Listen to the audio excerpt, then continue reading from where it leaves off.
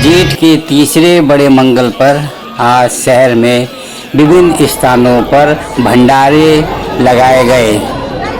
हनुमान मंदिर अलीगंज के बारे में विस्तार से बोलते हुए ट्रस्टी सदस्य के सिंह ने बताया। जैसा कि सभी लोग जानते हैं कि बहुत ही पुराना मंदिर है। 1763 लिखा पढ़ी में ये जो वर्तमान स्ट्रक्चर परिसर है, इसका निर्माण 6 मई 1763 को हुआ है। अभी उसके बाद से भंडारे की व्यवस्था, भंडारा बांटना इसी मंदिर से प्रारंभ हुआ, जो धीरे धीरे पूरे लखनऊ में बल्कि अगल बगल के शहरों में कोई मंगल ऐसा नहीं होता कि शहर में 2-3-4 हज़ार भंडारे न हों। अभी भंडारे की व्यवस्था के अतिरिक्त प्याऊ का भी व्यवस्था का प्रारंभ इसी मंदिर से हुआ। हनुमान जी की बड़ी कृपा है कि ज्येष्ठ के महीने में यहाँ के पारिजात वृक्ष में पुष्प हो रहे हैं, पुष्प पल्लवित हो रहे हैं। रोज 3 पुष्प 4 पुष्प प्रतिदिन यहाँ पल्लवित होते हैं। इसके अलावा हजारों भक्त यहाँ आते हैं, मेला लगता है और सब लोगों का सकुशल यहाँ पे दर्शन करने के लिए मंदिर के वर्तमान ट्रस्ट ने रास्ता जाने का, निकलने का, आने का, दर्शन का सुगम बना दिया है। इसलिए आदमी तेजी से दर्शन करके अपने घर जा रहे हैं। धन्यवाद।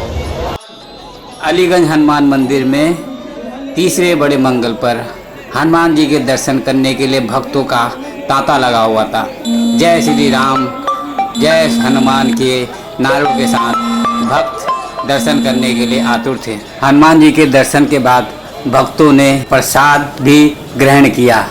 इस अवसर पर मंदिर के सबसे पुराने ट्रस्टी सदस्य प्रकाश पंत ने बताया, सुबह 8 बजे से भक्तों का तांता लगा हुआ है। व्यवस्था बनाने के लिए सभी चाक चौबंद तैयारियां की गई।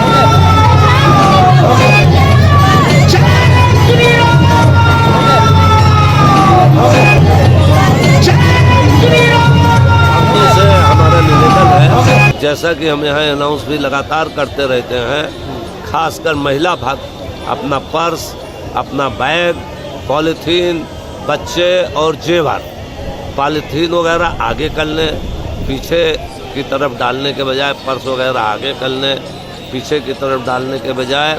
और वो लोग अपना जेवर, चेन वगैरह, बाली वगैरह उठा कर लें पल्लू से, क्योंकि अभी भीड़ चूँकि ज़्यादा होती है तो कुछ चोर उचक्के असामाजिक तत्व भी उसमें आते हैं। इस तरह की किसी भी दुर्घटना से बचने के लिए सर्वोत्तम उपाय सुरक्षा है। सभी लोग प्रसाद से वंचित न रहें, इस बात का भी विशेष ध्यान रखा जा रहा है।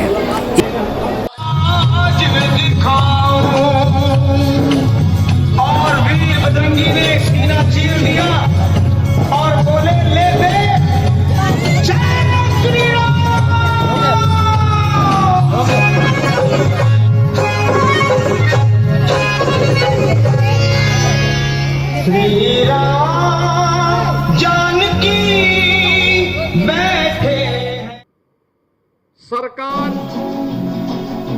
वही जो जनता के द्वार जाकर के उनकी समस्याओं का समाधान का रास्ता निकाल सके।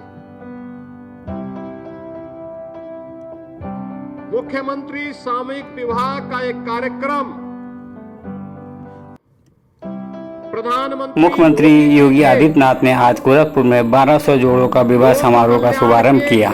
इस अवसर पर बोलते हुए उन्होंने कहा, प्रभावी ढंग से आगे बढ़ाने का ही एक अभियान का हिस्सा है।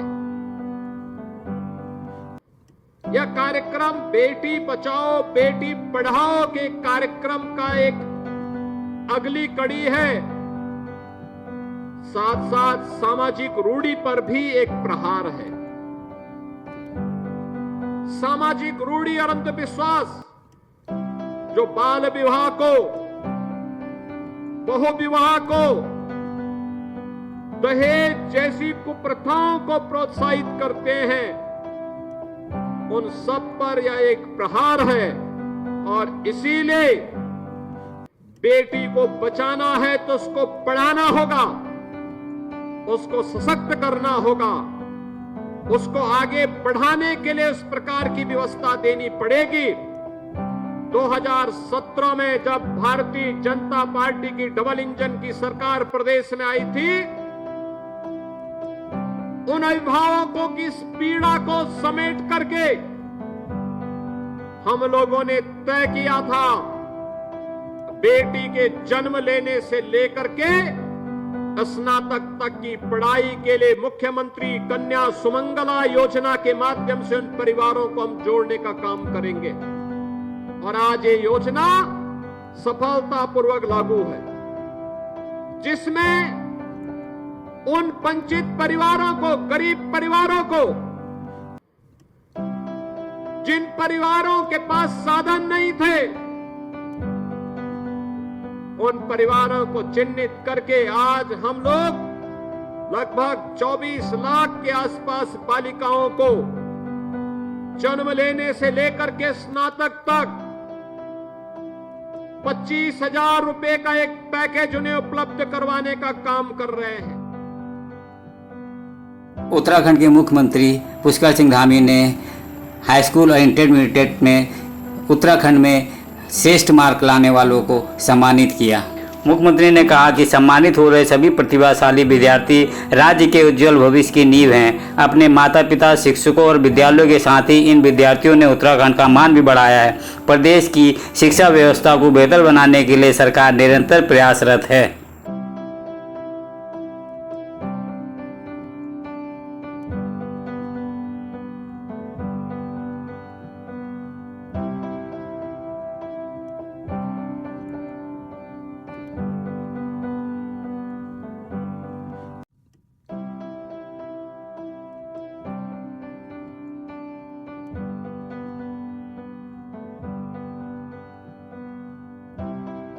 भारत में रहकर पाकिस्तान के लिए जासूसी करने वाली ज्योति मल्होत्रा को आज 14 दिन के न्यायिक हिरासत में रखा गया है।